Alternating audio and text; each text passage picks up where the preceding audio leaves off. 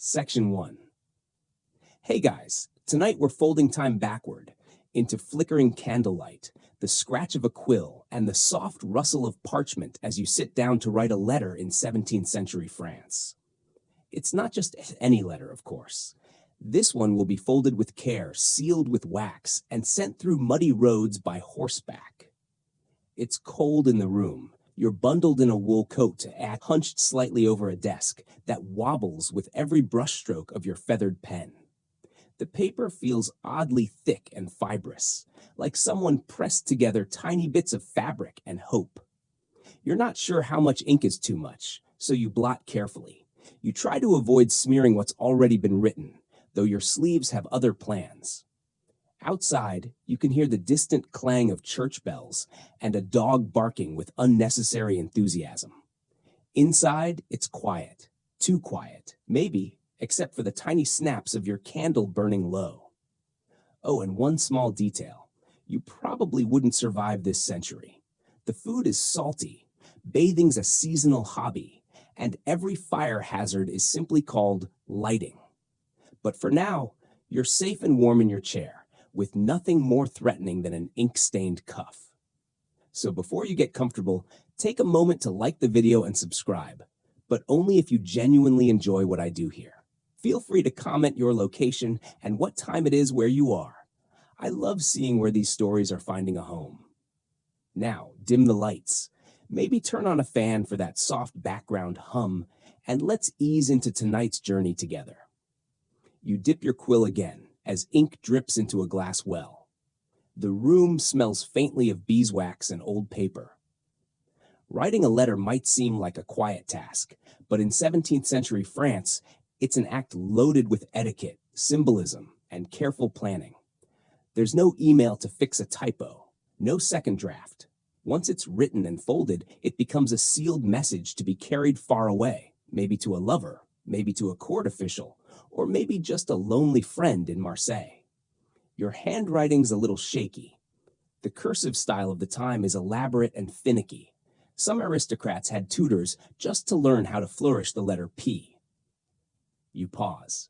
Maybe you should have practiced before writing directly on this rather pricey paper. Paper, by the way, isn't something you take lightly.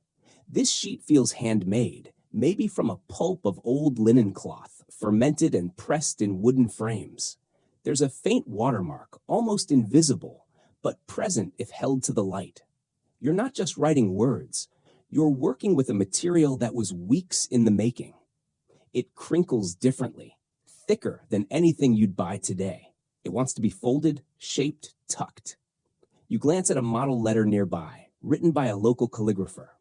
It has all the right spacing, wide left margin, tight lines, generous swirls. You mimic its style as best you can. Every letter you send is part communication, part performance. A poorly written letter might make your recipient think you're uneducated, or worse, poor. And you can't have that, can you? You blow gently on the page to dry the ink, careful not to smudge the final signature. There's no punctuation. Not really. Not like we use today. A single slash might separate thoughts, but otherwise it's up to the reader to make sense of your run-on prose. Capital letters are sprinkled about like seasoning. Spelling is fluid, but somehow the letter is complete. You lean back, stretching arms sore from being held at a careful writing angle for too long. The hard wooden chair creaks, protesting your weight. Outside, rain taps the leaded glass in sleepy rhythm. Now comes the part that turns this message into something personal. Folding. Not the lazy paper and envelope style we use now. No, your letter is the envelope. That's how things worked here in the 1600s. No separate cover.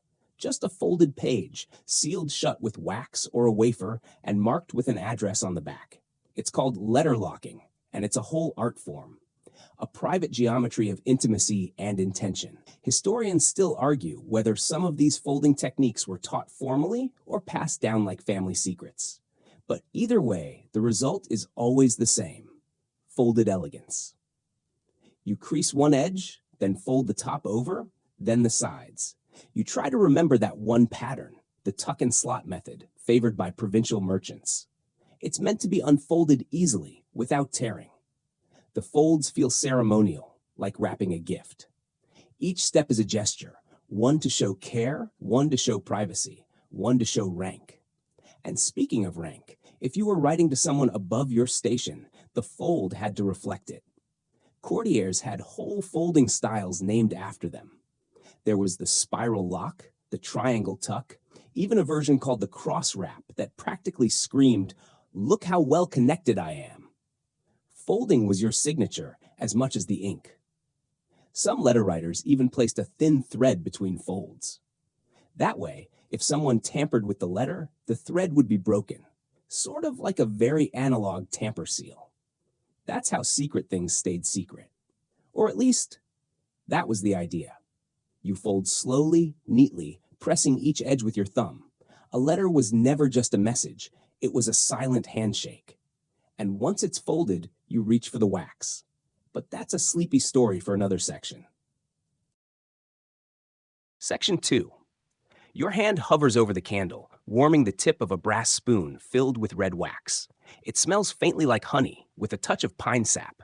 The wax is thick, slow to melt, and just the right side of sticky.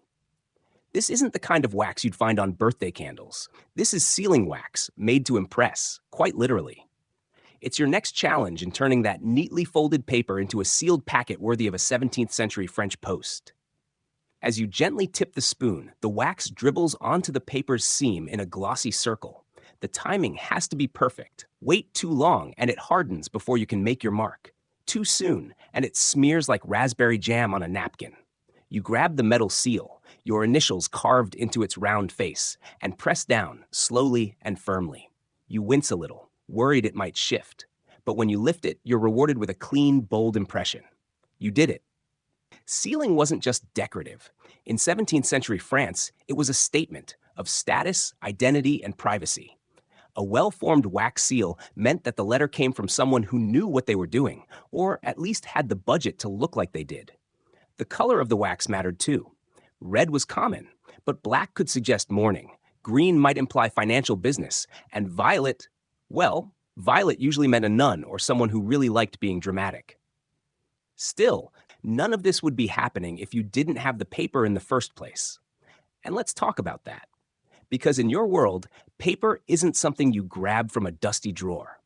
In 17th century France, it's borderline precious. You run your hand along the folded edge, feeling the slightly rough surface of the linen-based sheet.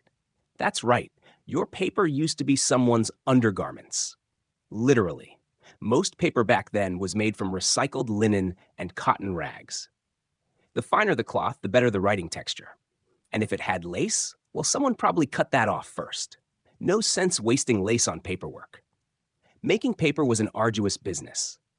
It began with the gathering of rags, laundered, sorted, and fermented in large vats until they broke down into fibrous pulp. The smell was memorable, but the result was worth it. Pulp was poured into frames, pressed, and dried into sheets that still hold up today, unlike many of our modern acid-filled pages. And it wasn't cheap. In fact, paper was such a valuable commodity that people often reused it.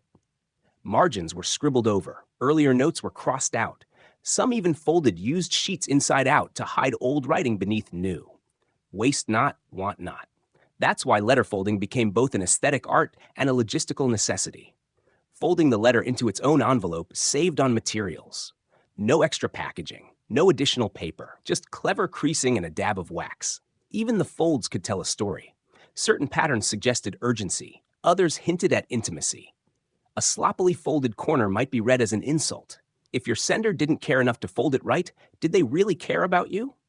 You lean back now, admiring your work. The light from the candle casts long shadows across your folded letter, now sealed and cooling. The wax is firm. The paper is crisp. It's oddly satisfying, isn't it? There's something deeply tactile about the process, an intimacy you just don't get with a glowing rectangle and a blinking cursor. Historians still argue whether specific folding styles denoted class rank, geographic origin, or simple personal flair.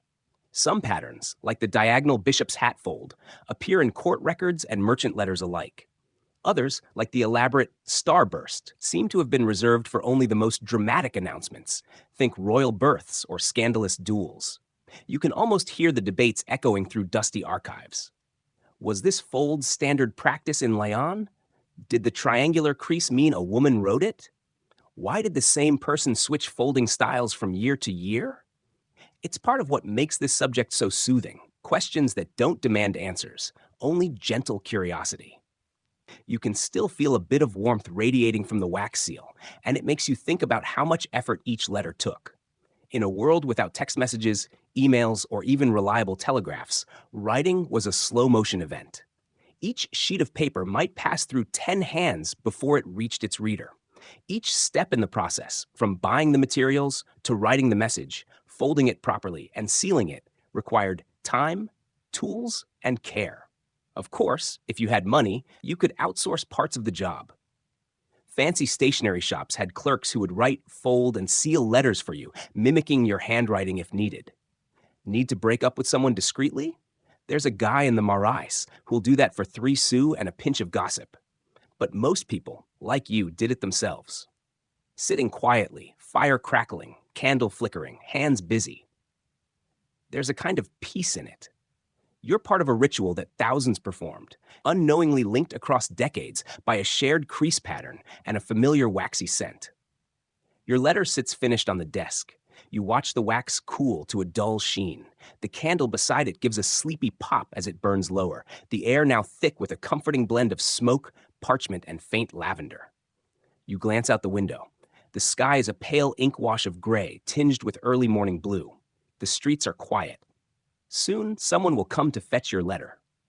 But for now, you let your eyes linger on it, your message, your effort, folded and sealed, ready to travel without you. Let it rest there a while longer. Section 3. You wake slowly the next morning, the coals in the hearth barely smoldering, and the scent of last night's wax still clinging to the air. Your sealed letter rests patiently on the corner of your writing desk. Today's goal: folding it not just well, but elegantly. Because here in 17th century France, a letter isn't simply something to be read. It's a statement, a symbol, and sometimes a puzzle. You stretch, light a new candle, and take in the early daylight filtering through the small lead glass panes. You want your letter to look just right, neatly compacted, precise, yet suggesting a practiced hand. You've heard of nobles using professional scribes just to replicate the folds of influential correspondence. It's not just what's in the letter, it's how it arrives. The most common method you've practiced is called the folded packet. It starts simple. A rectangular page folded in thirds, then halved, with the final flap tucked in neatly. But in courtly circles, that's child's play. Nobles had signature folds, quite literally. Some aristocrats were identifiable not just by their handwriting or seal, but by their unique folding pattern. One twist here, one corner tucked there, and suddenly it's not just a letter, it's a fingerprint. You smooth the parchment with your sleeve and begin anew. Fold the bottom third up. Press firmly, edge aligned. Next, fold the top third down. You pinch each edge like you're sealing a miniature bedsheet. Now fold horizontally once, gently. If you crease too sharply, the paper cracks. If too loosely, it springs open like a sleepy hedgehog. This one's going to be the squash fold, the kind that tucks into itself, like a quiet whisper. As you work, you recall the rule of thumb passed around by letter writers. The fewer loose edges, the more secure the heart. A bit romantic, perhaps, but also practical. Unfolding someone's packet without tearing it took practice, and it was often obvious when tampering had occurred, which, as you know, could lead to awkward questions or dual invitations. Historians still argue whether the more complex folds were developed to impress recipients or deter curious hands. One camp says it's vanity, another insists it's security.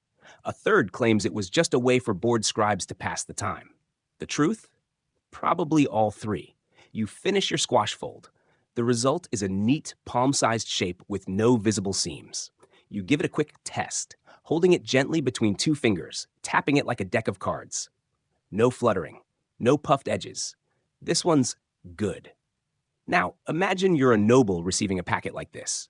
Before even opening it, you're already absorbing clues. The thickness of the paper, the scent of the wax, the pressure of the seal. Is this from a close friend, a powerful rival, a suitor, maybe a cousin with poor folding skills and urgent gossip? In fact, folding sometimes said more than the letter itself. A letter folded into the triangle of intimacy, with one point tucked under and sealed, was a quiet way to say, "This is for your eyes only." The kind of fold you'd use for matters of the heart, or particularly juicy news. You'd never use that fold for a tax document, unless you were deeply in love with bureaucracy. You reach into a drawer and pull out a worn sample letter someone gave you months ago. It's creased at the edges, the paper yellowing, but the folds are exquisite, angled, layered, like a miniature origami box. You unfold it slowly, following the path like a map.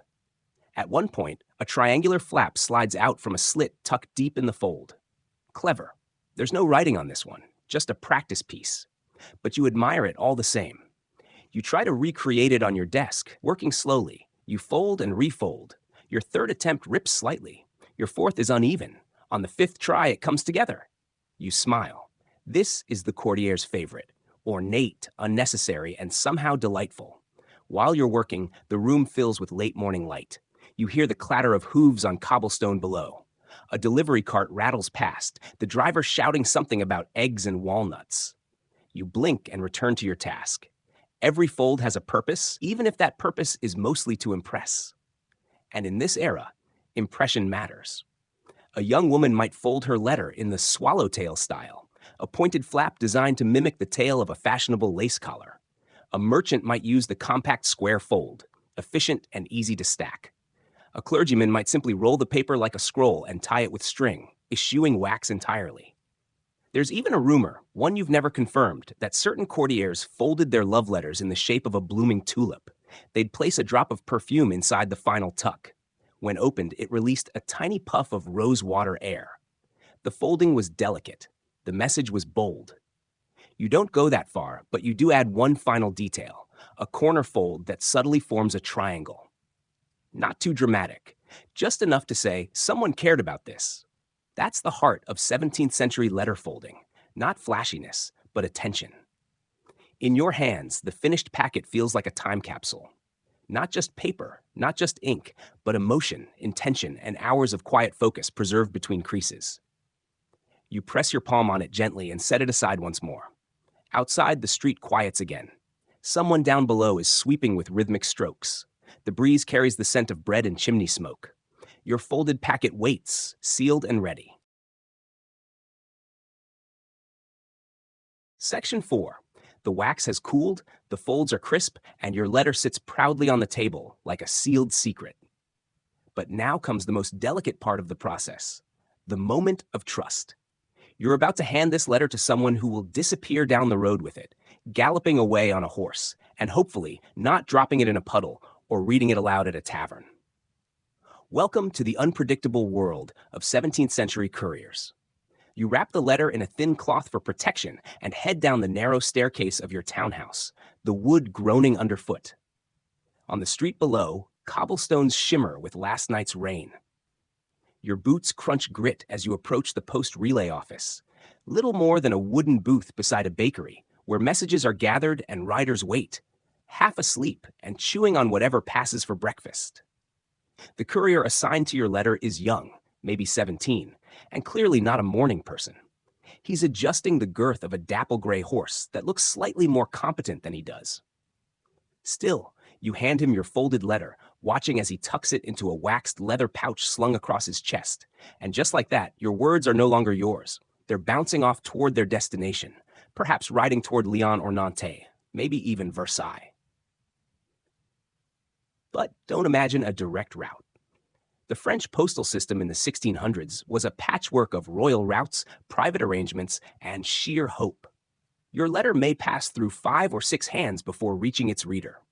Historians still argue whether the relay stations were staffed consistently or merely cobbled together with whoever was nearby and vaguely sober.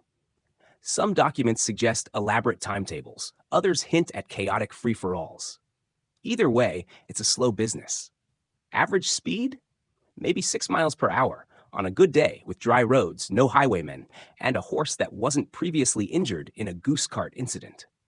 You follow the courier with your imagination. past the stalls of fresh radishes and turnips, out beyond the city gate, and onto the long, rutted roads of the French countryside.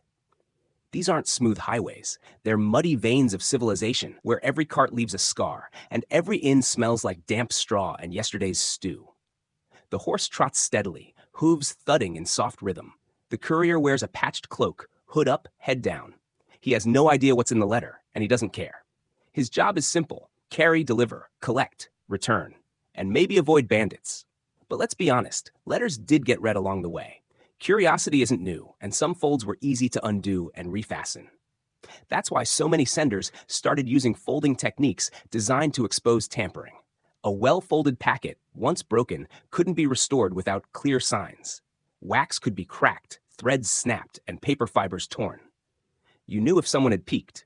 There's even evidence of letters being steamed open, placed over a kettle until the glue or wax softened enough to be pried apart.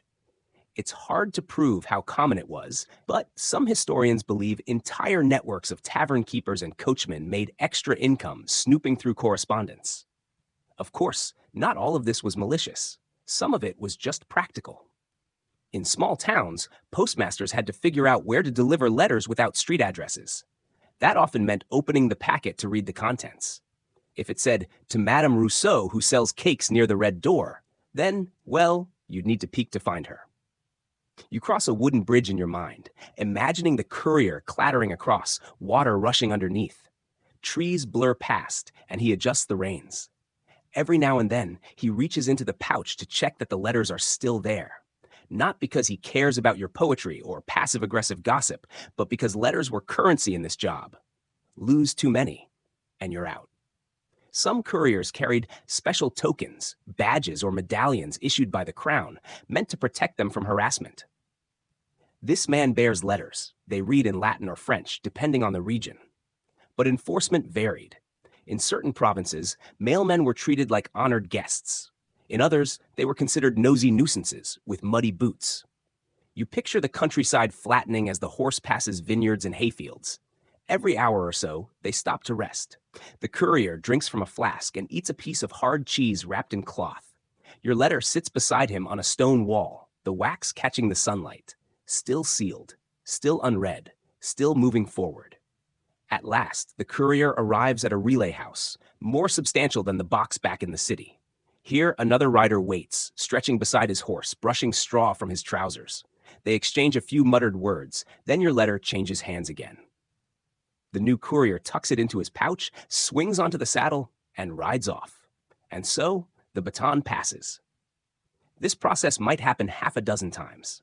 Letters destined for Versailles could travel with royal packets, alongside official documents and invitations to obscure banquets. Your letter might get shuffled between noble correspondence and a merchant's invoice for 17 pounds of garlic. And while it's in transit, you wait. Days go by. Maybe even weeks, depending on the distance, the weather, and the reliability of the riders. You light candles, write other letters, and perhaps start to wonder, did it arrive? Was it read? Did anyone notice your perfect squash fold? You'll never really know. Not for sure. Because in this time, messages don't ping back to say delivered. They float out into the world, folded and sealed, like messages in bottles. What happens next is out of your hands. But there's a strange comfort in that. The kind of comfort that lets you sit by a window, sipping weak wine, watching the rain, and thinking about how far your thoughts have traveled. Without you. Section 5. You return home from the post office feeling oddly vulnerable. Your carefully folded, wax-sealed thoughts are now bumping along the countryside in a leather pouch. It's a strange thing, surrendering something so personal to a system held together by muddy boots and regional guesswork. As the fire crackles in your hearth, you begin to think, not about your own letter, but about all the others making their way through France. All those paper packets fluttering across provinces, carrying gossip, instructions, proposals, condolences. But they don't all get where they're going. And some are never meant to. You glance at a half-folded letter sitting on your writing desk. The ink is faded, the wax seal long broken. It's one of many you've saved. Samples from friends, letters passed down, forgotten drafts you couldn't throw away. You unfold it gently, noting how the creases have softened over time. This one was tampered with. You can tell by the torn flap, the warped wax circle, and the way the original crease was reinforced with a second fold. A false fold designed to trick the next reader. And suddenly, you're in the world of secret readers and paranoid senders, a quiet war of folds and fakes. It's easy to romanticize the mail, but let's not forget, 17th century France was a hotbed of surveillance. Kings, cardinals, and noblemen alike had more than passing interests in what other people were writing, especially letters involving money, religion, or love, which, let's be honest, were most of them.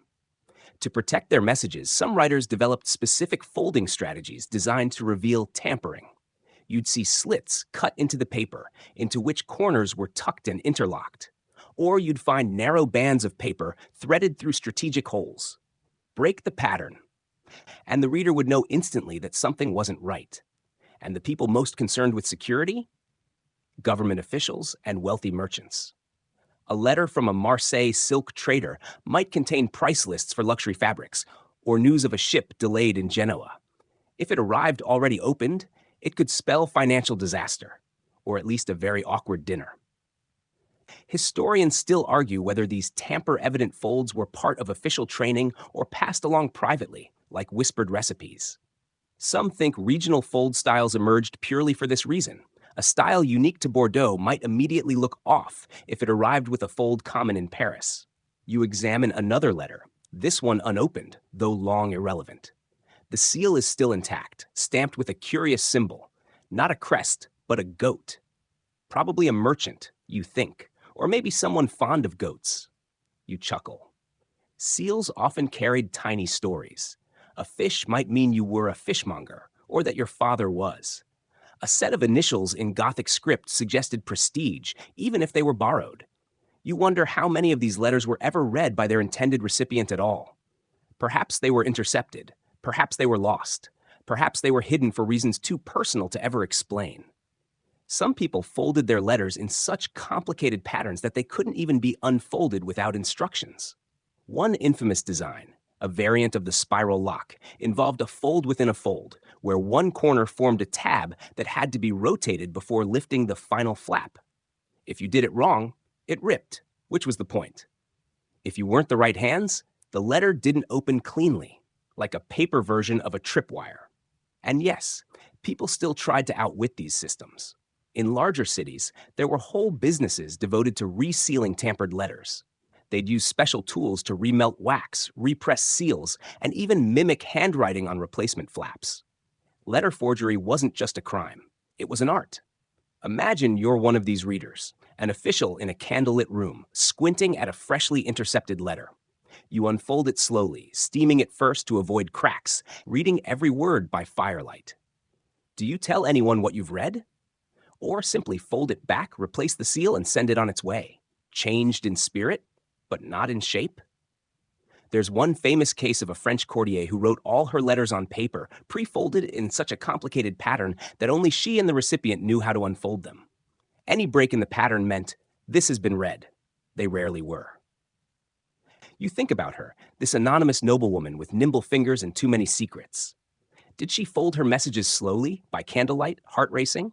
Or was she simply playing a game, folding like a chess player, daring the world to peek? Your own fingers start folding a new letter, absent-mindedly. The muscle memory returns quickly. One crease here, another tuck there. You consider adding a false fold, just for fun. Something subtle. A decoy flap folded diagonally, with a tiny ink dot only you would recognize. A fold that says, "I see you, snooper."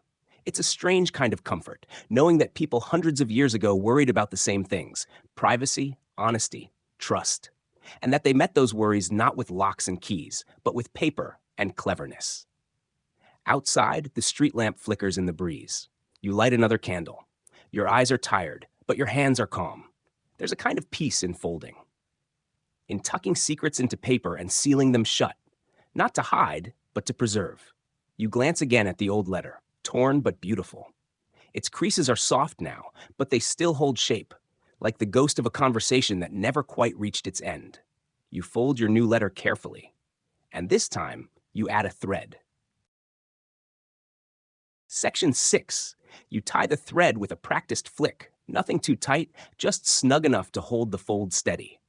Not many people do this anymore, you think. Wrapping a letter in thread like it's a gift. But in the 17th century, this was a flourish with purpose.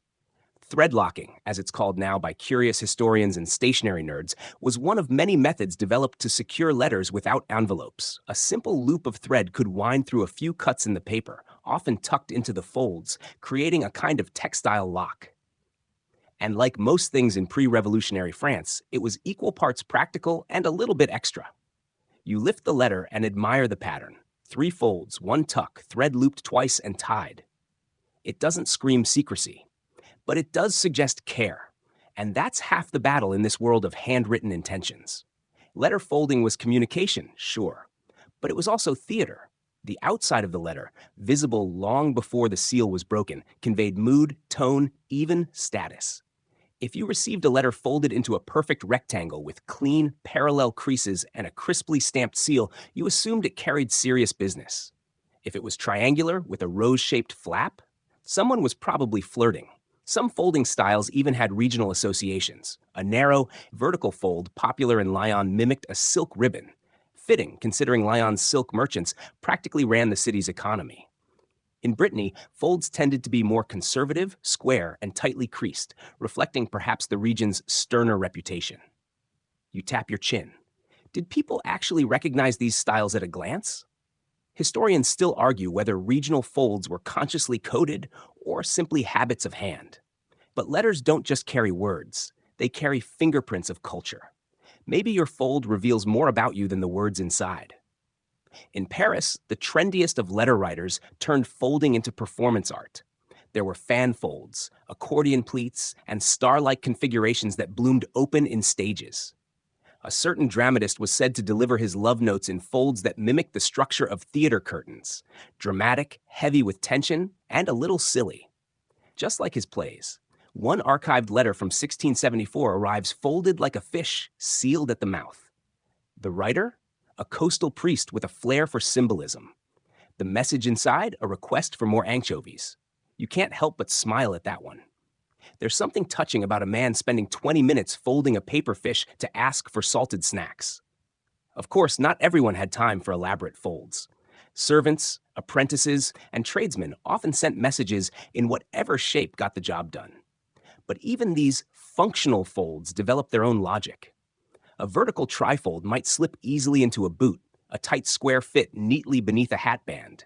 A double-layered crease might protect ink from smudging on long rides through rain-soaked provinces. The fold wasn't just aesthetic, it was adaptive. But then there were the eccentrics. You've heard of the Marquis de Saint-Evremond, haven't you? Philosopher, wit, professional letter writer, and part-time exile. He was known for folding his letters into spirals, no joke, literal spirals, starting from the center and rolling outward until the seal was pressed over a tight little tail. His argument? That conversation itself spiraled, so why shouldn't the letter follow suit? It's a pain to open, but you admire the principle. Historians still debate whether some of these fancier folds were used to mark status or simply bored aristocrats trying to one-up each other. Probably both. France in the 1600s was a place where appearances really mattered, and cleverly folded letter might just elevate your reputation, or at least spark a salon whisper or two. You glance down at your own thread-tied note. Not a spiral, no seal shaped like a squirrel, but still elegant, personal. It's nice. You decide to start a little experiment, a folding journal. Every letter you write from now on will use a different historical full fold. You'll catalog them, what shape, what worked, what fell apart under pressure. You'll keep notes, maybe even sketches. A fold diary. It seems silly at first, but as you gather a few folded samples from your shelf, it becomes oddly satisfying. One is a soft square fold with a sideways flap. Another, a strange pentagon you don't remember folding. You imagine sending these to friends, like cryptic paper puzzles they'd have to solve before reading. Something tactile in an increasingly untactile world. You sit back. Folding feels like control. And in a world where you can't control the roads your letter travels, or who might steam it open at a dusty way station, that small act of shaping paper into something just so becomes deeply reassuring. You light a second candle. The room is dim now, shadows climbing the corners like ivy. You take one more letter from your pile, Unfold it slowly and admire the fold marks, gentle valleys in the paper's surface, tracing the outline of someone's long ago hands. You fold it back carefully and smile. Tonight, maybe you'll try the spiral. Section 7. The wax seal is still warm when you press it to the fold. Your little emblem, a curling vine inside a circle, flickers in the candlelight. Wax sealing, much like folding, wasn't just decorative. It had rules, quirks, and entire social codes built into it. And in 17th century France, that little blob of beeswax might say more than the letter itself. First off, you should know, not all wax was created equal. High society preferred rich, dark red sealing wax made with shellac, while merchants and lower officials often used softer, brownish resin-based wax. If you sealed your letter with black wax, it usually meant bad news, a death, or at the very least, a stern warning. Pink was rare, and historians still argue whether it was a sign of flirtation or simply a sign that someone had overcooked the dye mixture. The scent, too, could give something away. Some waxes were blended with subtle perfumes, lavender for a calming note, rose if you were feeling romantic, cinnamon if you wanted to stand out. A noblewoman in Versailles once wrote over 30 letters to potential suitors, each sealed with a different fragrance. Her logic? Let the nose decide. Reportedly, one man proposed based on scent alone. The marriage lasted 4 months. But beyond color and smell, sealing wax had practical importance. A broken seal meant tampering, and not in the vague digital way we think about it today. No, this was tangible proof someone had pried your words from their folds. That's why sealing wasn't just an end flourish. It was a kind of quiet drama. And of course, the seal stamp itself, called a cachet, could range from a simple monogram to an absurdly elaborate family crest involving flaming swords, mythical beasts, or in one documented case, a surprisingly lifelike carrot. Your average Parisian clerk probably just used a brass stamp with his initials. But up the ladder of status, the cachet became personal branding before personal branding was cool. One especially vain nobleman, the Comte de la Fère, commissioned a rotating seal, yes, rotating, so he could pick between 6 different impressions depending on his mood. One for love letters, one for state business, one for poetic rants. The others? Lost to history, though rumor insists one was just the word yes in capital letters. But sealing wasn't just about wax and stamps. There were protocols to how and where you sealed. Right across the middle of the folded flap, standard practice. Sealing the corners? Suggested discretion or anxiety.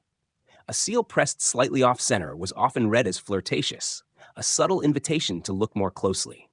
Historians still argue whether these interpretations were consistent or merely gossip-fueled wishful thinking. But letters were rarely just words. They were theater, remember? And the seal? The final act before the curtain dropped. You pick up an old example, one you folded earlier, and imagine it riding through the French countryside. Maybe it's tucked into a courier's satchel, jostling against bread and ink pots. Maybe it sits under a horseman's coat, warmed slightly by body heat and anticipation. The wax would soften, just a touch, but hold its shape. Of course, not everyone used wax. Some preferred paper seals, tiny strips folded through slits and twisted shut. Less showy, more secure, and harder to forge. There's an argument among preservationists today that these paper-locking methods actually outlasted wax over centuries. But at the time, wax had flair, and flair mattered. There's a particularly famous wax seal preserved in the Bibliothèque Nationale de France. It's on a letter dated 1683, sent by a mid-level courtier to his cousin in Toulouse. The seal shows a miniature horse leaping over a scroll, surrounded by stars. The letter inside, instructions on how to make jam from pears. No great state secret, just pear jam. But the seal, a work of art. This contrast is part of the charm. Everyday messages wrapped in regal performance. It's like putting glitter on a grocery list. Unnecessary, yes, but undeniably delightful. Your own wax pool is ready again. You angle the candle just so, and the wax drips in neat, lazy plops. You press the stamp firmly, hold for 3 seconds, and release.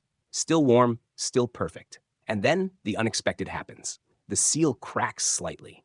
Not catastrophically, just a faint, jagged line down one edge. You tilt your head. Maybe the wax was too hot? Or maybe the surface underneath was uneven. You smooth your finger over the line. Some 17th century clerks would have redone it. Others would have left it, thinking the flaw added character. There's no clear rule. Much like today's emails, do you correct every typo in a follow-up, or just trust the reader gets the idea? You leave the crack. It's honest. Besides, flaws are a part of this ritual. Every sealed letter contains fingerprints, wax bubbles, a smudge of ash or ink. These aren't bugs, they're features. And so you prepare the next letter, thinking carefully about what seal to use. Maybe the one with your sleepy snail design. Maybe the squirrel. You press your lips together, amused. There was a time when an entire household staff might be trained just to manage their employer's correspondence. Folding, sealing, addressing, filing duplicates. One estate even had a designated master of the seal room. His job? Maintain wax temperature consistency. He reportedly quit after 3 months and became a baker. The clock ticks. Your latest letter, sealed and folded, rests beside you. The wax glistens faintly as it cools. You resist the urge to touch it again. 1 letter down, dozens to go. You reach for a clean sheet of paper, fingertips brushing the stack as if selecting a fine fabric. The texture is slightly coarse, laid paper, likely made with linen rag pulp and dried in open air. In 17th century France, the paper itself was a quiet declaration. Not all sheets were equal, and choosing the right one, that was half the game. You probably imagined paper then as thin, off-white, and sort of crunchy. But much of it was thicker than what you use now, more like soft parchment, sometimes with visible chain lines from the mesh molds used in production. The higher the social standing, the smoother the paper. A cardinal wouldn't be caught dead writing on coarse stock. A merchant might use whatever was cheapest, and size mattered. Folio sheets were popular, essentially folded once to make 4 writing pages. Quarto sheets, folded twice for 8 smaller panels, were favored by more economical scribes. But don't get too caught up in the sizes. No one actually said, "I'm sending a quarto today." That's modern cataloging. They just picked what was on hand and hoped it hadn't gone moldy.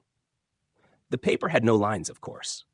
So you had to be good at estimating your rows, or if you were particularly careful, lay down a faint pencil or charcoal guide.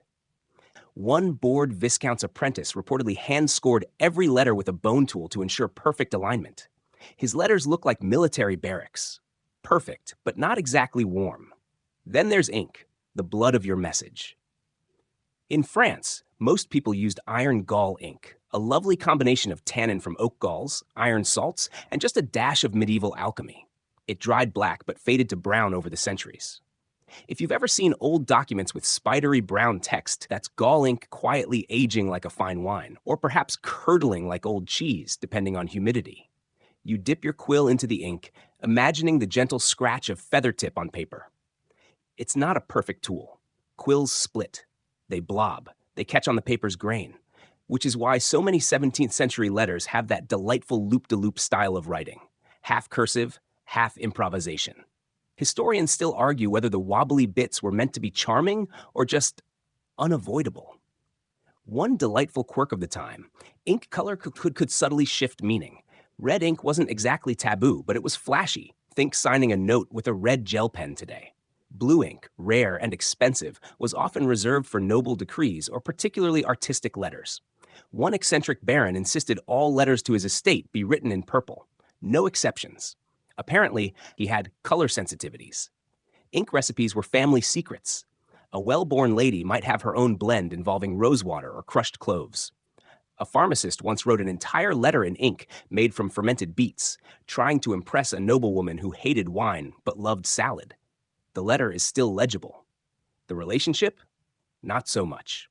But the real concern wasn't ink. It was blotting. Imagine it. You've just written the perfect sentence, and your palm grazes it. Instant smudge. Disaster. This is where blotting paper, or in earlier times, fine sand, came in. Sprinkle a bit over the fresh ink, let it absorb, tap off the excess. Some well-off writers even had decorative sand dispensers. Think tiny brass fountains of granulated patience. You flick imaginary grains from your latest page, knowing full well you smudged it on purpose earlier. Adds character. Next comes the address. This wasn't just to Jean-Claude Paris. Addressing a letter in 17th century France meant decoding an entire social hierarchy.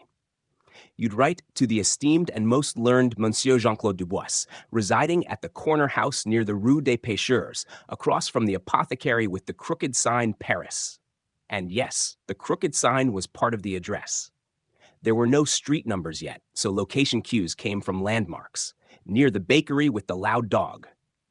Beside the widow who yells at children. Very precise. Very French.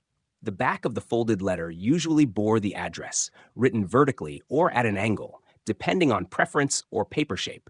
Sometimes a clerk would draw a tiny box around the name. Sometimes they'd embellish it with swirls. And if the sender was feeling particularly theatrical, they'd include a little wax seal just beside the name, as if to whisper, "This one's worth reading." Your own letter is almost done now. The ink is dry, the folds are crisp. You glance over the final lines, double-checking your flourishes. A good closing line could make or break a letter, especially if you were trying to end things politely but firmly. Yours with measured regard, with enduring admiration and passing fondness. Or the infamous, "Until fate or geography makes this irrelevant." One unknown writer once closed with, "Please ignore everything before this. I had too much wine." The postscript, or PS, was also key, used for afterthoughts, flirtation, or little jokes. Some letters included PPS and even PPPS, a 17th century version of texting just one more thing 4 times. There's a letter from a Normandy widow to her cousin that ends in PPPS, followed by, "I really am done now, I promise."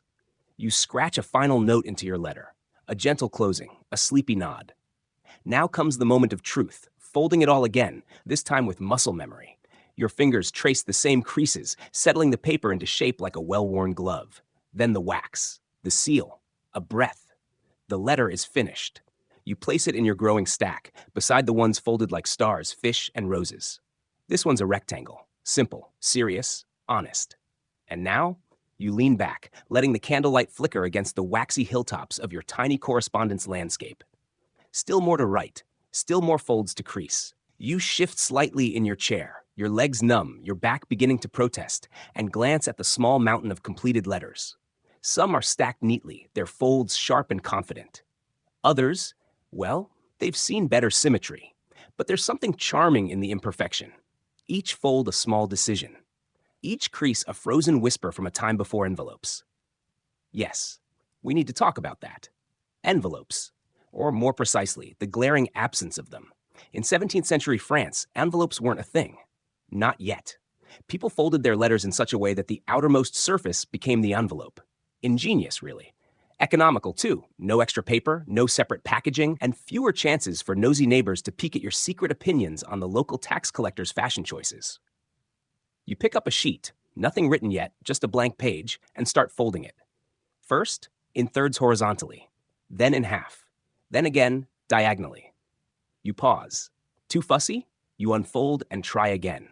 The goal isn't just to cover the writing, it's to create a neat, sealable package that can survive rain, travel, and nosy innkeepers. There was no official folding style. People developed their own methods, passed down through families or copied from admired correspondents. Some styles were purely practical, a basic rectangular fold with a tucked flap. Others were borderline origami.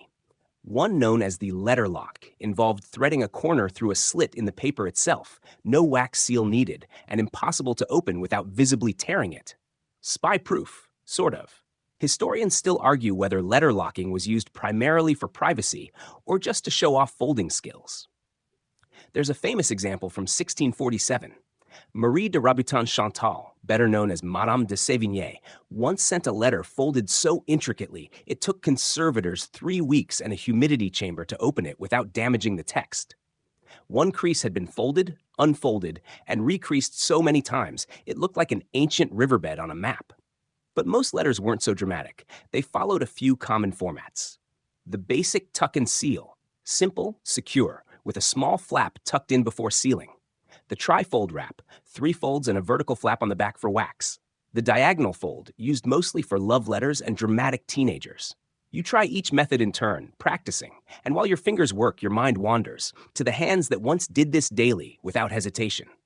Artisans, nuns, merchants, courtiers, sailors, secretaries, all bending paper to their will. In some households, young girls were taught letter folding alongside embroidery and handwriting. A well-folded letter was seen as a mark of education and gentility. One governess's diary from 1681 reads, "Today, young Bernadette completed a passable trifold, though her flaps lack symmetry. Progress." And wax, Let's not forget the wax. Sealing wax in the 17th century was made from a mix of beeswax, resin, and coloring agents, often vermilion. It wasn't just functional, it was decorative, symbolic, and sometimes a subtle flex. A deep red seal might signal nobility. A green one might hint at courtly business. A white seal was rare, usually used for mourning or spiritual matters. The impression mattered too. People had personal seal stamps, often engraved with a family crest, a motto, or a monogram. Lost your seal? You might use the back of a spoon or the base of a chess piece. Improvised elegance. And if you really wanted to impress, a double seal.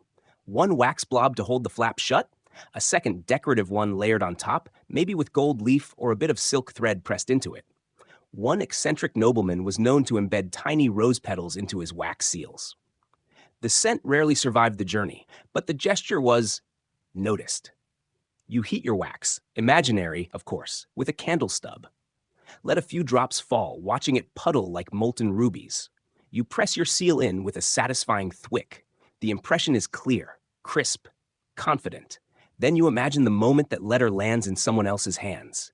The flicker of curiosity, the tilt of the head as they decipher the fold, the pause before cracking the wax, the sound, dry and delicate, as the seal breaks and the paper unfolds like a flower.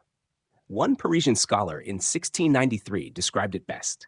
To receive a letter is to be briefly the keeper of another's silence. You must unwrap their thoughts as you would peel an orange, slowly, carefully, lest you ruin the sweetness. You smile at that.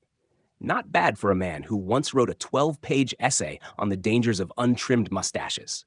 Of course, not all letters were folded with such care. Some were hastily scrawled and sealed with candle drippings. Others were opened and resealed multiple times during their journey, sometimes by officials, sometimes by curious strangers. France had an entire office for intercepting mail during periods of unrest, Le Cabinet Noir. They were professional snoops with great folding skills. They could steam, read, reseal, and refold a letter with such finesse that the recipient would never know. Unless, of course, the letter arrived smelling faintly of soup. Steam has its tells. Still, most letters traveled safely, folded like secrets and kissed by wax. And if one ever arrived damaged, torn, or wet, it wasn't always seen as a failure. Some recipients kept the fragments, tucking them into prayer books or sewing them into keepsakes. One surviving piece of a folded letter, addressed simply to Jean by the stream, was found decades later inside a velvet pouch along with dried lavender and a single button. You glance down at your own folded creations. Each one a small monument to thought, intention, and careful hands. There's something oddly calming about it, isn't there? Fold, press, seal, like origami for the soul. Section 10. Your fingers are beginning to develop a rhythm now. Crease, rotate, fold again. A private choreography. And as your little stack of neatly folded letters grows, you start to notice something. Each one carries its own personality. Subtle changes in fold direction or seal placement shift the whole mood. It's no wonder folding became an art in its own right, especially in the more theatrical corners of 17th century France. Because let's be honest, this was France. If anyone could turn mail into performance, it was the French. In the glittering salons of Paris, especially among the précieuses, a literary-minded group of mostly aristocratic women who loved wit, poetry, and exquisite conversation, letters weren't just folded, they were curated. Decorative folding became a kind of social ritual, almost like sending origami poetry through the royal mail. One popular fold, sometimes called the tulip, was a favorite for flirtation. It started with a flat rectangle, then twisted and tucked until the front flap resembled a flower bud. Historians still argue whether this style began in Paris or was imported from Venetian merchant traditions, but either way, it made quite the impression, literally and figuratively. And this wasn't limited to lovers. Formal business letters had their own language of folds. A sharply squared trifold with a bottom-up flap signaled official correspondence, usually something tax-related or legal. You could tell the mood of the contents before you even opened the seal, which was probably a good thing if you were about to be fined for improper goose ownership. Yes, that was a thing. In provincial areas, where gossip traveled faster than letters, some households developed signature folds as a sort of calling card. It wasn't quite a secret code, but it bordered on it. A certain fold angle. a specific wax placement. These quirks made a letter immediately recognizable, even before a name was read. Like seeing someone's handwriting from across the room and knowing instantly, ah, it's from Aunt Brigitte, the one who always includes a pressed sage leaf and questionable opinions about Protestant shoes. You pause and imagine that. A stack of letters, all from different senders, each folded in their own way, like perfume samples of personality. Some tight and guarded, others loose and casual, one flap always slightly off kilter. And then, for the fashion-conscious letter writer, there were the embellishments. Colored paper, pre-folded edging with decorative scissors, ribbon closures, even powdered scents, lavender, rose, clove, dabbed along the interior folds before sealing. The scents were meant to survive the journey, though depending on the season and the quality of the paper, some letters arrived smelling more like mildew and regret. There's a record from 1672 of a courtier who received a folded letter perfumed with orange blossom and dusted with gold flecks. Unfortunately, it was midsummer and the courier had kept the letter tucked in his boot. The result was less elegant allure and more citrus foot disaster. Still, the intention mattered. Even in religious communities, where vanity was frowned upon, the folding of letters held meaning. In convents, some nuns practiced scriptural folding, a slow, meditative process of composing and folding biblical passages, often for younger novices or as tokens of encouragement. One nun's journal refers to it as silent embroidery with paper, which is arguably the most soothing description in any 17th century manuscript. And while no formal school existed to teach letter folding, skilled writers passed down their techniques through demonstration and repetition. Children watched their parents. Apprentices studied their masters. One notary, Etienne Vallant, famously trained his assistants to fold without creasing the ink, a technique requiring such precise timing that modern historians still aren't sure how he managed it without blotting. But not all folding was so high stakes. In village taverns, laborers might practice fancy folds as a kind of drinking game. Fold this page without lifting your elbows. Fold one-handed while holding a tankard. Fold behind your back, blindfolded. The results were usually terrible, but the wax seals were generous and the laughter hearty. You might wonder, did letter folding ever cause trouble? Yes, occasionally. A poorly folded letter could be taken as a slight, especially if it arrived creased awkwardly or sealed off-center. In one recorded case, a misfolded message between two merchants led to a 6-month Cold War over shipment prices. Neither party would admit they were upset about the fold, but both kept referencing the general disorganization of late in their increasingly passive-aggressive replies. One woman, Marguerite d'Albret, reportedly burned a letter unread because its folds were vulgar in geometry. Historians still argue whether she was being dramatic or simply expressing what we now call paper-related aesthetic boundaries. Some folding styles even skirted legality. In times of censorship, clever writers would embed secret notes within folds, writing in hidden crevices that could only be revealed if the letter was disassembled and refolded precisely. These messages were often political, occasionally romantic, and usually maddening to modern archivists. One archivist in 1892 wrote, "These blasted folds are a Rubik's Cube for the emotionally repressed. You snort softly at that." Quietly, of course. And yet, for all this theatricality, there was an underlying practicality to it all. Folding preserved the content.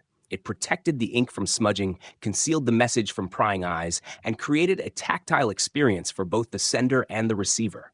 It turned communication into a ceremony, a gift, a moment. Even now, as you fold one more sheet, letting the corners line up just right, you feel it, that ancient hum of intention. You're not just folding paper, you're folding time, carrying echoes of hands long gone. And when you press your imaginary seal into the soft wax, you realize something. It's not about perfection, it's about presence. Section 11. Your hands relax now, drifting a little slower over the imaginary paper. But the story glides forward, fold by fold, seal by seal. By the time you're mentally sealing your 10th letter, you begin to wonder, where did all of this actually go? I mean, once these little masterpieces were folded, scented, and ceremoniously waxed shut, who carried them? And what was the journey like from one pair of carefully inky fingers to the next? Enter the unsung heroes of 17th century France, the postal messengers, a peculiar blend of athleticism, local knowledge, and sheer tolerance for mud. In Paris, the first organized courier services operated on foot, rain or shine. These messengers, called piétons, were hired by private households, not the crown, and most worked in tight loops within city walls. They often wore leather satchels with compartments specially fitted for folded letters, so the folds wouldn't crease or warp. It was the postal equivalent of a bento box, but for gossip and tax notices. Outside the city, things got more chaotic. The Royal Mail Service, La Poste Royale, technically existed, but let's just say efficient wasn't its middle name. Horses were often slow, roads muddy, and inns unreliable. The mail might arrive late, upside down, or with someone else's wax seal entirely. And yet, the system did work, mostly thanks to the relay riders. These were couriers who'd ride for a few hours, hand off the mail to another rider, and so on down the line. A letter folded with care in Versailles might reach Lyon in a matter of days, assuming no uprisings, no flooding, and no overly amorous postmasters delaying things with unsolicited poetry. Which, yes, happened. One preserved letter includes a note scrawled on the back, clearly from the postmaster himself. "Madame, forgive my delay, but your handwriting stirred in me a tempest most inconvenient." Historians still argue whether this counts as the first recorded postal flirt. But aside from these romantic detours, the process of mailing a folded letter was its own kind of ceremony. First, the sender would write the message, fold it according to their style or intent, and then apply a wax seal, typically using a signet ring or a personal stamp carved with initials or symbols. The wax, often dyed red or green, would be melted over a candle and dripped onto the closure flap, then quickly impressed. Sealing wasn't just practical, it was performative. A trembling seal? Nervous sender. A seal placed at an angle? Perhaps a subtle rebuke. A double seal? Urgency. A seal with broken wax? Either tampered mail or a very bad courier. Now, here's the strange part. For most people, there was no official address system. Streets had names, sometimes, but buildings weren't numbered, and many neighborhoods were more rumor than map. Couriers relied on memory, relationships, and pure deduction. Letters might be labeled to Monsieur Armand, who lives near the noisy bakery, 2 doors down from the widow with the orange cat. And it worked. Somehow. You walk through that imagined Paris now, cobblestone underfoot, a letter in your hand, the smell of wood smoke and bread mingling with the faint lavender of some noblewoman's half-dried perfume note. You knock on a wooden door and hand over the folded page. No envelope, no barcode. Just paper and wax, and the trust that the message arrived folded the way it was meant to. Rural deliveries were even more theatrical. Couriers on horseback might tie letters in bundles under their cloaks or hide them in saddle pouches to avoid rain. If they encountered flooded roads, they had clever little tricks. Letters wrapped in oiled cloth or temporarily stashed in hollowed-out walking sticks. Think of it as the 17th century version of waterproof packaging, minus the Amazon Prime. In one infamous case from 1663, a courier supposedly swam across a swollen river, letter tied in his mouth, to deliver a nobleman's note on time. It was an apology letter for being late to a dinner party. Historians still debate whether the nobleman was flattered or just wetly unimpressed. But even when delays happened, most recipients were patient. After all, folded letters weren't just communication, they were keepsakes. Many were stored in decorative boxes, read again and again, treasured as tangible emotions. Lovers kept theirs under pillows. Widows tucked them in prayer books. And sometimes a folded letter was buried with its owner, sealed shut forever.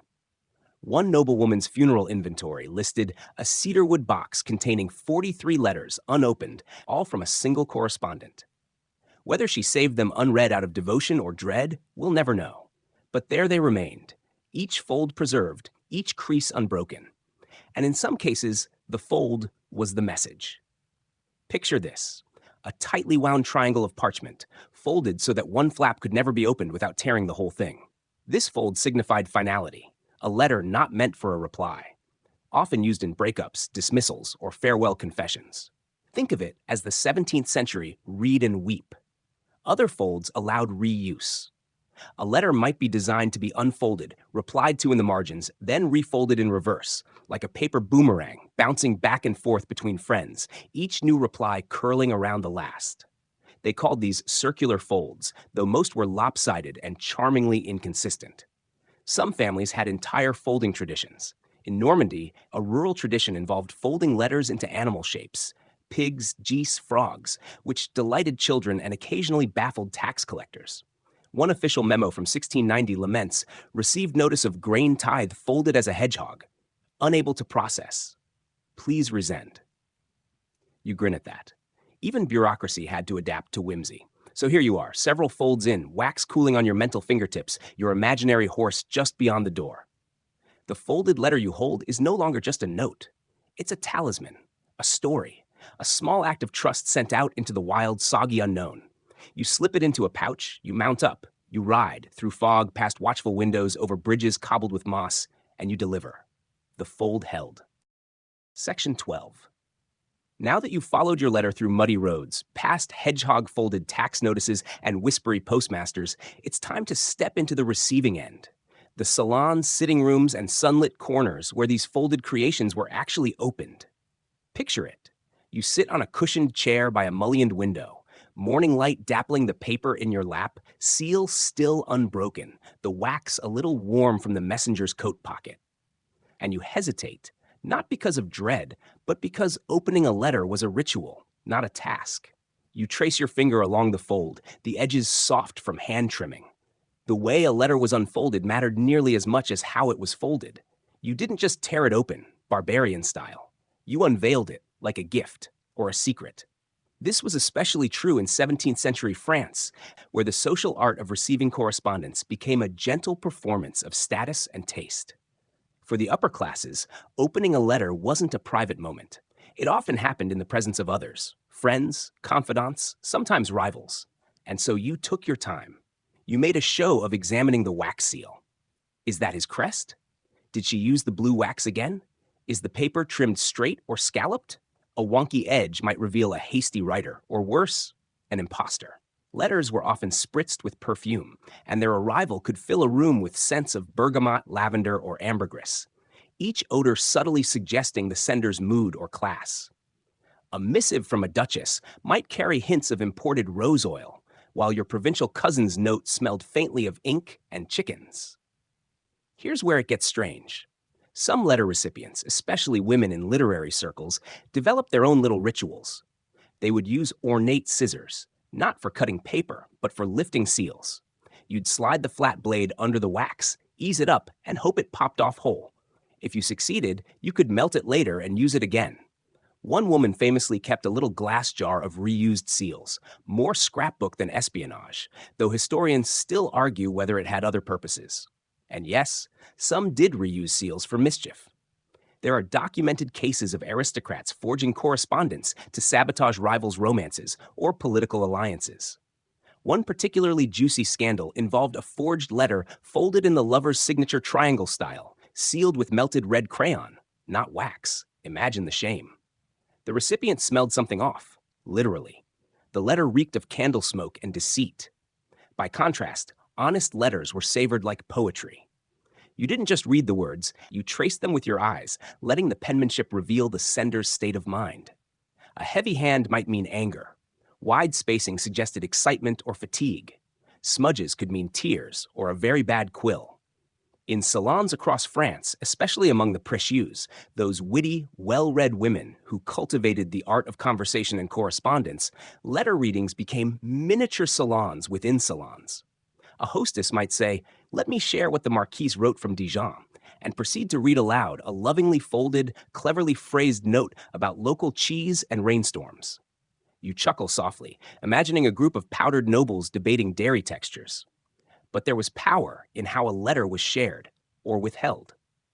Choosing not to open a letter was an act of control.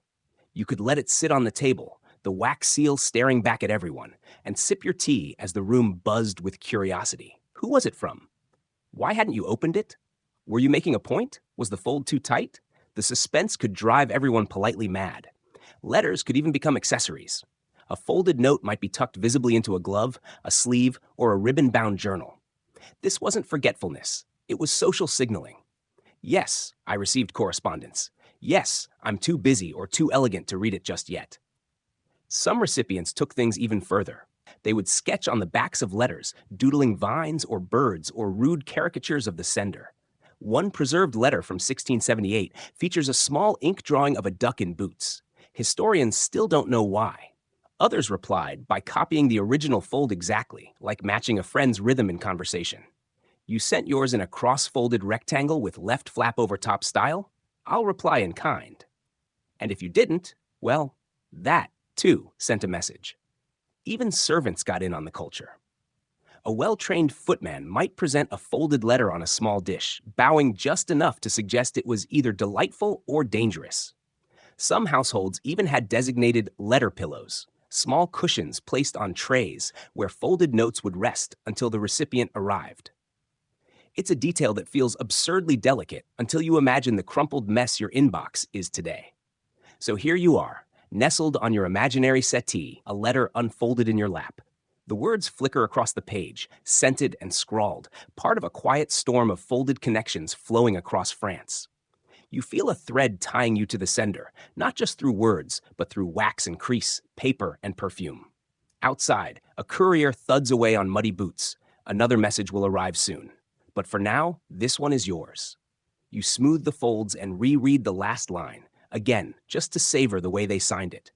A name, a flourish, perhaps a little joke tucked in the corner. You smile? It's a good letter. Section Your fingertips still tingling from that last letter's fold. You shift your thoughts to something more playful. What if these letter-folding quirks weren't just etiquette, but personality markers? In 17th century France, many believed exactly that. Fold style wasn't just style. It was signature. It was identity. And in some cases, it was flirtation. You, nestled in your imaginary armchair, lean in slightly as we glide into the secret world of fold psychology. Among certain social circles, especially young nobles, it became a quiet trend to match fold types with emotional subtext. A diagonal double point fold might suggest enthusiasm, while a booklet with a tucked flap implied restraint. Were these rules official? Hardly, but the interpretations carried social weight, especially in private communication, especially between lovers. One folding style, the locked arrow, was notoriously difficult to open without tearing and carried the unspoken message: this is private. If you break it, you'd better have a good reason. It was the sticky note of the 1600s, with a passive-aggressive edge, but wrapped in the gentlest of creases. Historians still argue whether there was a formal code to these folds, or whether people simply read meaning into whatever shape they received. But there's no doubt, folds became a form of subtle social language, a kind of origami mood ring, except harder to fake. And here's where things get surprisingly cheeky. Some people began using folding patterns to flirt. Like, really flirt.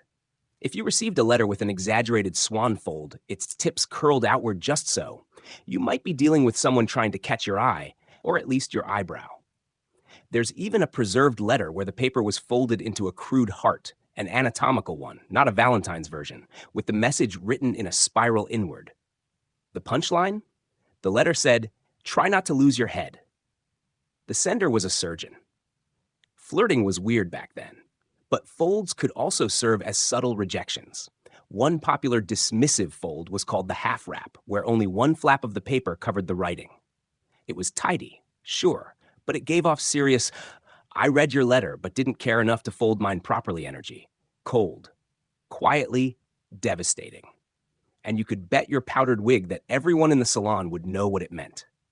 Now, if you're wondering, did men and women fold differently? Sometimes. In noble households, young women were often taught folding as part of their education de salon, their training in the graceful arts of high society. Their folds tended to be more decorative: rosettes, corner petals, intricate diamonds. Men's letters, especially those related to business or state matters, were usually more austere. But that didn't stop certain male scribes from sneaking a little flourish now and then. A cheeky curl here, a flamboyant loop there. It's the 17th century version of adding an emoji when you probably shouldn't. In fact, there are entire letter archives where the same person's folding style evolves over time. More restrained in youth, more complex in love, simpler again with age. One noblewoman's correspondence is a masterclass in this evolution. Her early letters folded in dramatic diamond burst styles, her wartime letters sealed plainly, and her final letters, by then written to her grandchildren, folded like tiny square gifts. Folding, as it turns out, tracked emotional weather. But let's not forget the pure joy of inconsistency. Some folds just happened. You ran out of time. The dog knocked over your ink pot. You were writing by candlelight and misjudged the margins. These accidental folds became charming markers of humanity. Some even earned nicknames, like the slanty regret or the emergency fold, which usually had a dried ink smudge across the flap. Collectors today, yes, they exist, can sometimes tell exactly which writer folded a letter before even reading the name. One enthusiast described their favorite as the chaotic genius fold, no symmetry, but it works. Honestly, a mood. By now, you can probably see it. Every crease, every tuck, every triangle is a whisper from the past. Not grand declarations or decrees, but small expressions, sometimes messy, often meaningful, of human connection. Folding wasn't just about packaging words. It was about shaping the way those words arrived. You glanced down at your imaginary desk, littered with all these letter styles, the dignified folds, the flirtatious ones, the sloppy oops bundles, and you realized something. There's no one right way to fold a message. There never was. There's only what feels right in the moment, what matches the heartbeat you tucked into the ink. And isn't that kind of lovely? You lean back now, letter in hand, and try your own fold. You fold left over right, then up, then diagonally. It's not perfect, but it's yours. Your freshly folded letter rests softly on your lap, and now, just for a moment, you let yourself drift into the spaces where those folded messages once traveled. Carried by gloved hands, tucked into saddlebags, slipped beneath doors. Let's follow one now, shall we? Imagine, it's a damp morning in 17th century Lyon. The fog hasn't lifted, and you're standing in a narrow alley with a letter tucked beneath your coat. It's sealed in a tucked flap fold, simple but secure.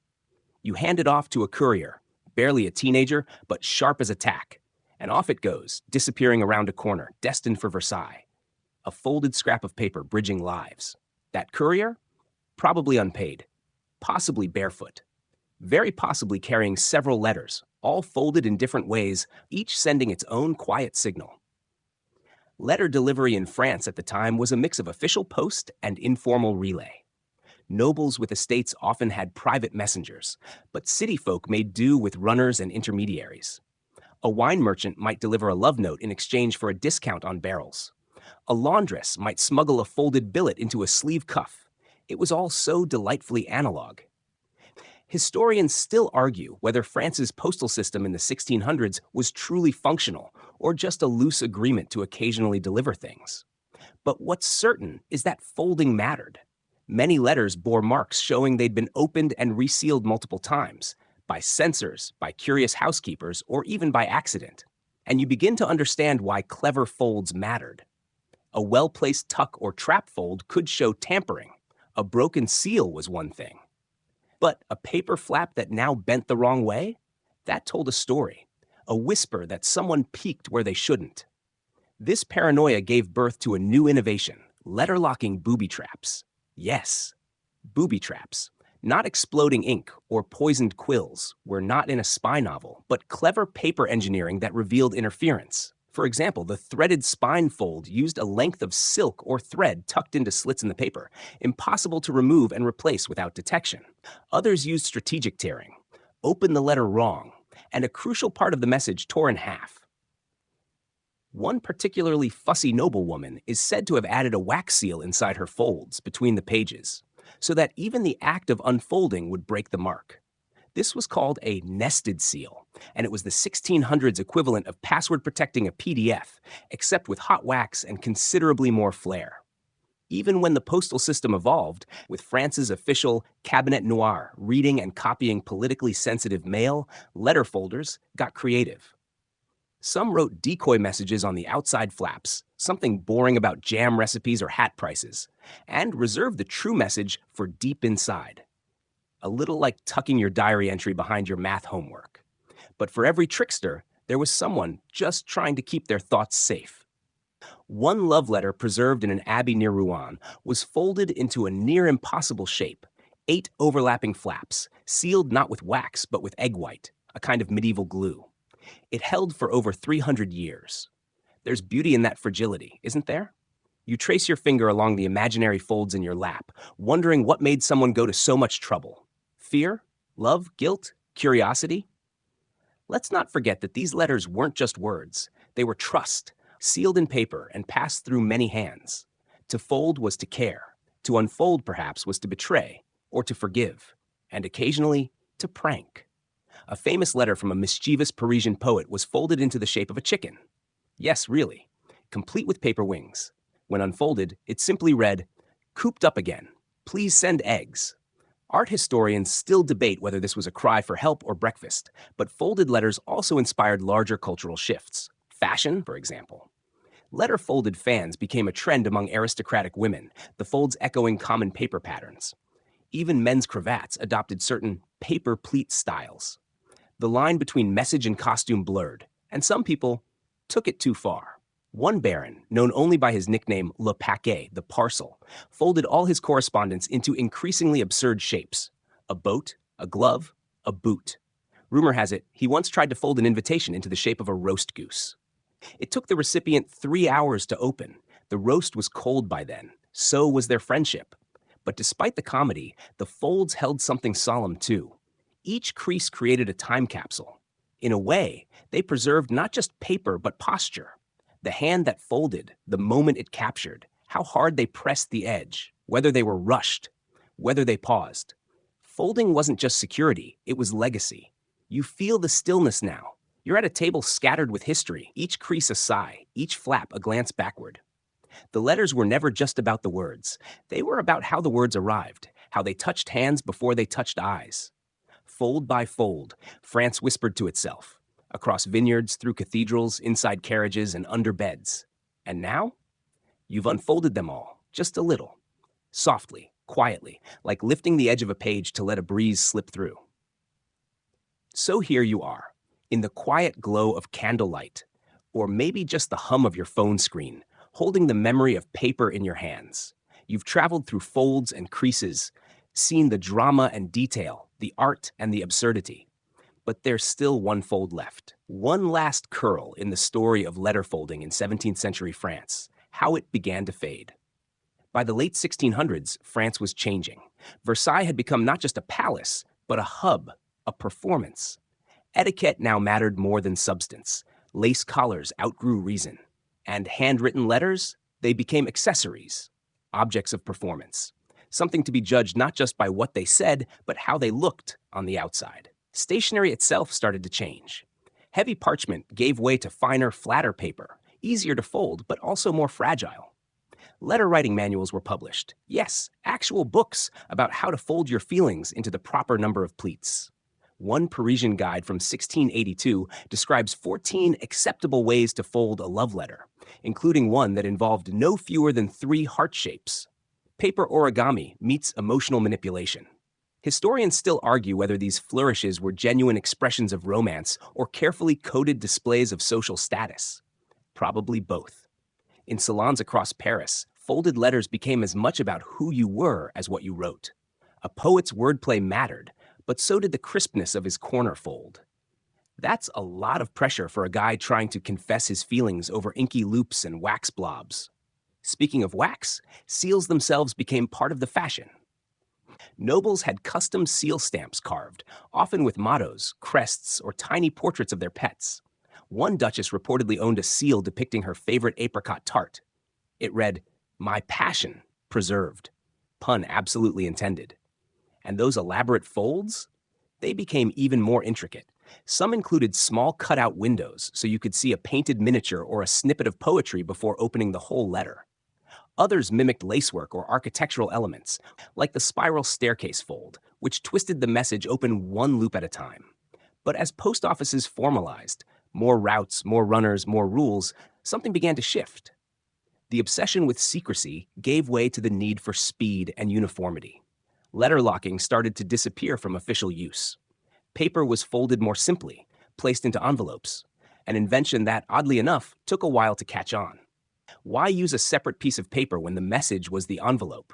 You see the problem. Folded letters were tactile things. They rustled. They smelled of ink and oil and hands.